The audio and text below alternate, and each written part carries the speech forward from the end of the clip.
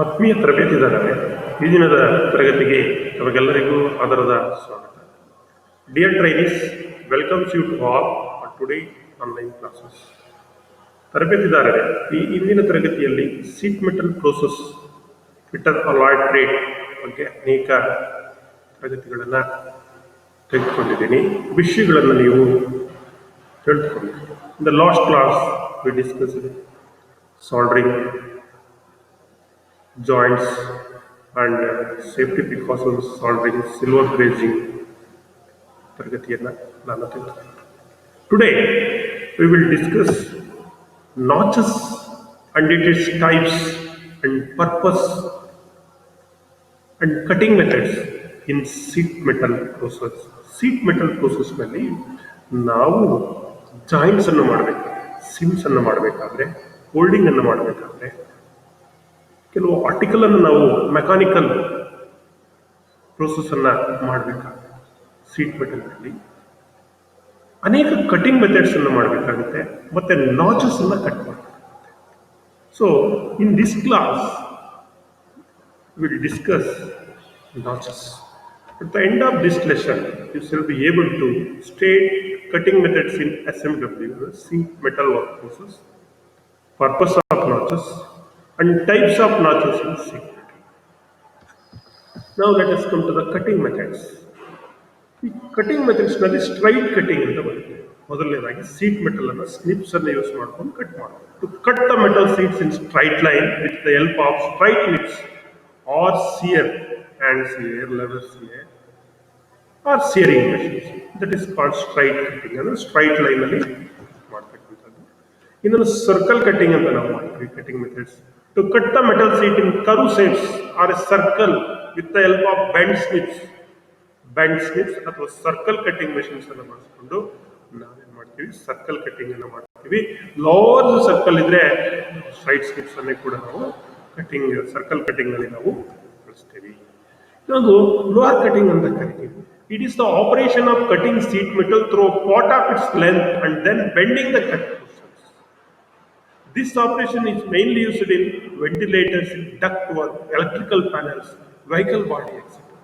Vehicle ಬಾಡಿನಲ್ಲಿ electrical panels ಅನ್ನು ಮಾಡುವಾಗ, ಈ ವೆಂಟಿಲೇಟರ್ಸ್ ಡಕ್ಟ್ಸ್ ಬರುತ್ತಲ್ಲ, ಡಕ್ಟ್ಸ್ ಅನ್ನು ಮಾಡುವಾಗ ಈ ಲೋಕಲ್ ಕಟಿಂಗ್ ಅನ್ನು ಮಾಡಬೇಕಾಗುತ್ತೆ.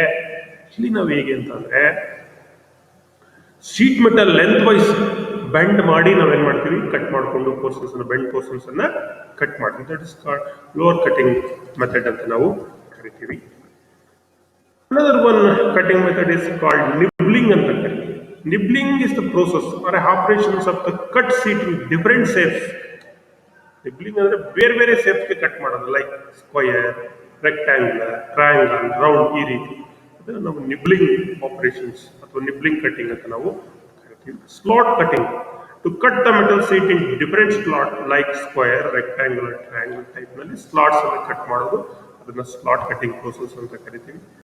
So finally, notching, that means notches. Notches are the space provided for jointing the edges when sheet metal are cut from the layout.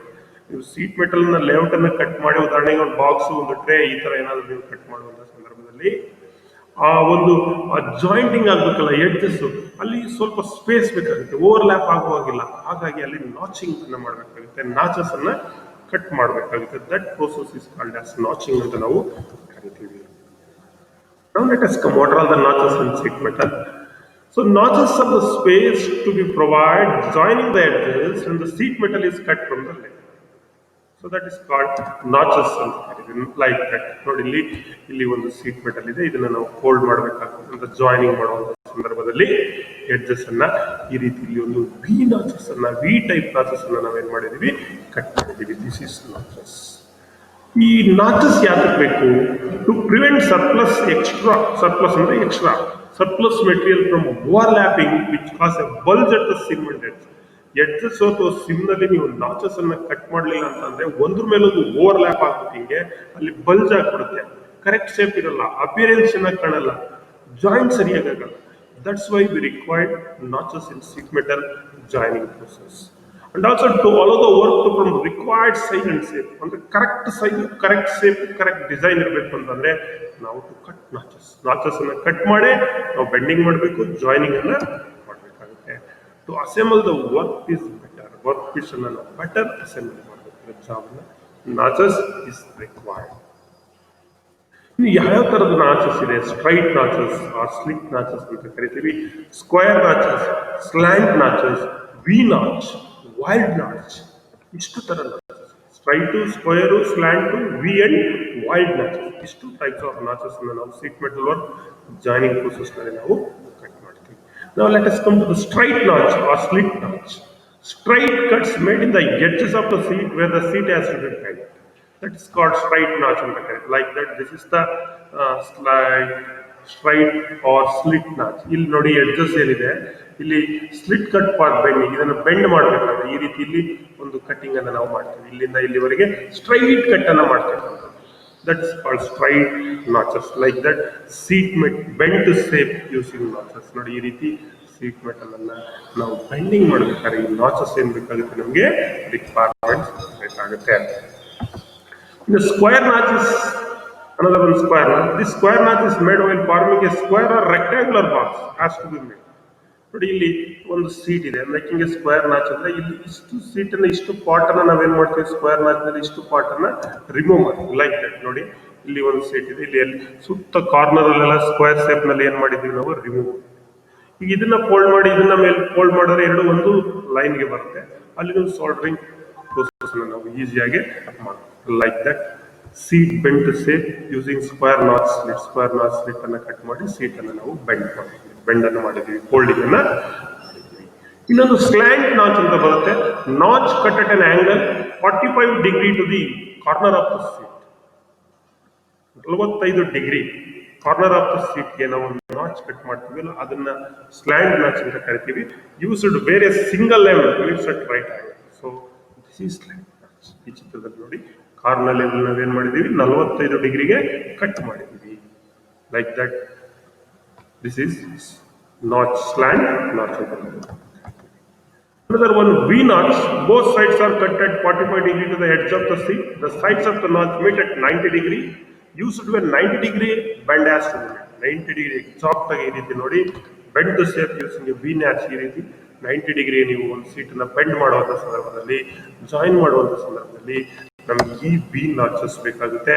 This is V notches. Mark ಮಾಡಿ cut ಮಾಡಿರೋದು ಈ ಕಡೆ 45 degree, ಈ ಕಡೆ 45 degree. Finally it is both 90 degree. The sides of the notch meet 90 degree.